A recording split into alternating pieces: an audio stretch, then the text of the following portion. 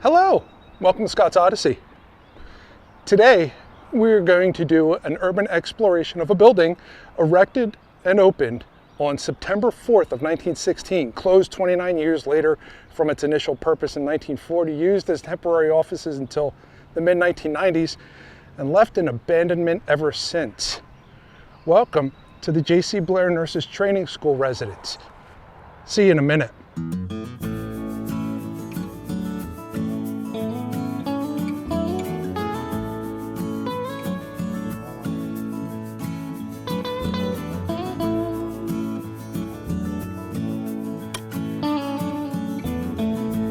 Welcome back. If you've watched my videos before, thank you for your patronage, and if you're new to Scott's Odyssey, welcome aboard. The man who created the first functional tableted paper sheets, called the Keystone Tablet of Blair's Keystone Stationery. 3 years ago, I made a video about a horrific fire that took down the 1885 John Chalmers Blair Stationery and Printer Factory. The fire permanently removed a really big piece of architectural and societal history found here in central Pennsylvania that was still being used for a multitude of purposes, including living spaces and an electric motor manufacturer, leaving behind nothing more than an empty lot and the former auxiliary building. This is a very common theme in the name of abatement, progress, usefulness, and reclamation. Today is no different. J.C. Blair was known as a bit of a quirky, obsessive-compulsive man who loved absolute order and was just sickened to think of the germs spread by people touching hands, and even more so, the children in schools sharing supplies and spreading disease all around in the process. But you can learn more about J.C. and his history with the Fire Within and Without video that's linked down below in the description.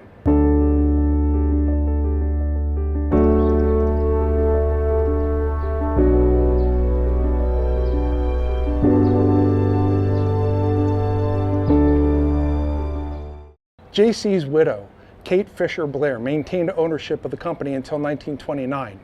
During that time, Kate took some of the assets of their fortune and founded a hospital on a location called Hospital Hill. The name of this hospital was the J.C. Blair Memorial Hospital, in honor of her husband, John Chalmers, and opened its doors on September 4th of 1911. But Kate did not stop there. For the benefit of the location, the hospital, and for women in general who needed a start in a good-paying career, she also founded the J.C. Blair Nurses Training School and residence just 3 months after the completion of the hospital. On December 4th of 1911, the Nurses Training School was complete and opened its doors for 6 eager women waiting to fill the first class. The advertisement for the school read, "We invite your earnest attention to a career of splendid service to the public and substantial personal profit. Nursing shares with the practice of medicine in being the noblest profession in the world. Never at the beck and call of a boss. You are your own master. Sources of employment are never lacking. There is always a tremendous call for you. In general work, you make $25 or more a week, and in institutional work, from $60 to $150 per month. In addition to this, no other business open to women promises such an avenue of social advancement." So, to put this in a little perspective, the advertisement was promising that these women would come out of the 3-year program with the ability to make between $2,000 and $5,000 per month in 2024 money with their nursing certification. Did the advertisement work? Well, the training school was completely booked and filled 2 classes in advance with 30 women per class until they closed their doors due to a change in the manner of which nurses were being trained and licensed in the 1935 Nurse Practice Acts that, fortunately for them, were not enforced until after 1947. In 1912, Kate Fisher Blair made the offer to have student housing. The completion of this housing was in 1916. The location we are at is the actual nurse's home, which was a 30 private room residency for the students attending the training school. The home was not an addition to tuition for the school, but rather provided freely for boarding, laundry, and medical care to the students. I only bring this up because the original training school was demolished some time ago to be used as a forward parking lot to the main portion of the original hospital. And what does remain is the original nurse's home, which unfortunately will begin being demolished within just a few days' time. The house rules were quite strict. You were to arrive at 6:30 in the dining hall for breakfast. Lunch was available from noon until 1 p.m. Dinner was available from 5 p.m. until 6 p.m. You were to bring your own napkin ring and be prompt on your time. Lights out by 10:30 because you needed to get 8 hours of sleep. Clothing consisted of black Oxfords with rubber heels, 6 pairs of black stockings, 2 plain wash dresses, 1 pair of galoshes, and plenty of plain underwear well marked with indelible ink or name tape. You were responsible to have 2 dresses and 10 aprons beyond required uniforms that were provided by the hospital. You were also responsible for having your own watch that had a seconds hand. Rooms were to be kept in such a condition that it may be inspected at any time. It was hospital policy that uniforms were to be worn while within the property territory, but beyond the hospital property, you weren't allowed to wear it. A monthly allowance was provided to help the women purchase uniforms and textbooks. You were given 2 vacation days with pay and 2 weeks off during the summer, 1 week off during the winter, and if needed, up to 10 days sick leave.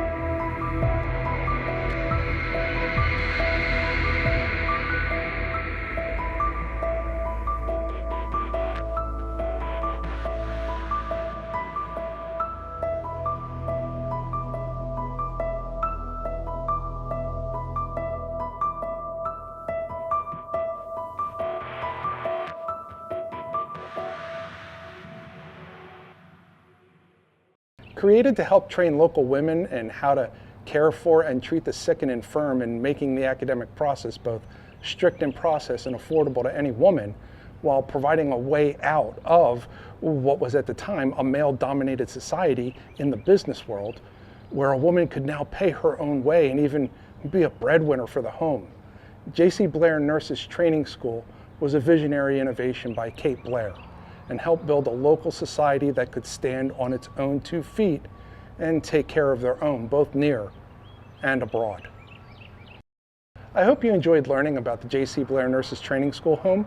Believe it or not, finding history on this location was extremely difficult because most of it was lost due to time. Even out on the Library of Congress, I was met with a wall that stated, "The only records that have been found from 1917 show this hospital under the direction of J.C. Blair, educated nurses in a recognized program. Further data has not been found." Let me know down in the comments below if you know of stories and locations such as this one. My research is limited only by the information that people don't share openly. Help me break that barrier, and let's share the history and the culture of who we once were. If you haven't already, jump out to ODDySEEy Liminal Space for more behind-the-scenes content. Don't forget to help out the channel by sharing this story to other people. Help support a creator by jumping out and picking up some merch, going over and making a donation on PayPal or Patreon, or buy me a coffee at buymeacoffee.com. Links are down below. Any contribution helps the channel grow and bring you more videos like this one. As always, I thank you for watching, and I'll see you in the next video.